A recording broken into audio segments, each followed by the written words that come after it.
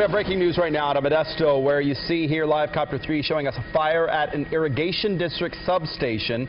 It has been burning since just after 5 this morning. Live Copter 3 here has been up and over the scene for more than an hour. In the beginning, we saw fire crews there fighting the flames. However, we have learned that they have since backed off. That's why you don't see anyone here up close and personal with that fire. Joining us live on the phone right now is Modesto Fire Chief Hugo Patino. So why back off right now? Well, what's going on, sir? Well, we made an initial attack on the fire using dry chemical extinguishers because that was the safest agent to use.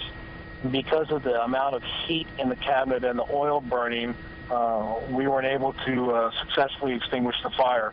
We've opted not to use water for a multitude of reasons. 1, water and electricity don't mix. 2, water and oil don't mix. And 3, the runoff potential that is created by us using water to extinguish the fire is going to create a larger issue for the MID. We've consulted with the MID representatives and have agreed that the safest method would be for us to allow the fire to burn itself out. And that meaning the Modesto Irrigation District. What's in this building? Or is it a separate, like a storage building of some sort? It's a metal cabinet, and inside the metal cabinet are a series of capacitors. And my understanding is that the capacitors are used to help fluctuate the peaks and valleys of the demand for electricity. Well, in order to keep those capacitors cool, they are filled with mineral oil, and whatever occurred that caused the explosion this morning, whatever failed, of course, ruptures the tank and allows the mineral oil to burn. And as the fire is hot and continues to burn, then the next container starts to catch on fire. Chief Patino, you mentioned some concerns that you have there. You're also not turning off the power. What is your concern there with that and with the oil, with the transformers, with all these things in the mix?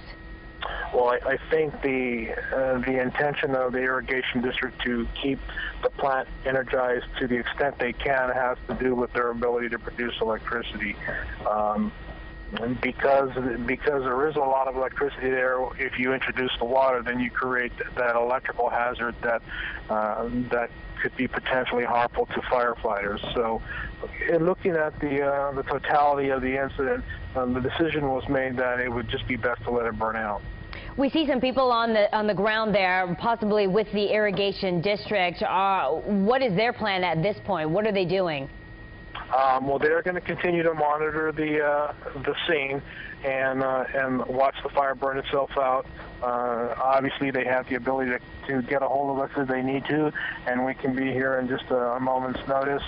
Once the fire is out, then they will begin the cleanup process and the process of replacing that equipment. As Live Copter 3 zooms out, we see some structures off in the distance, possibly some residential neighborhoods and some homes as well. What are your concerns for neighboring residential areas there? Any air quality concerns? Are you advising people to stay indoors? Well, certainly the fire is putting up some smoke, and smoke can irritate folks who are sensitive, and you don't want to be very close to it at all. The fortunate thing is that it is dissipating as it rises.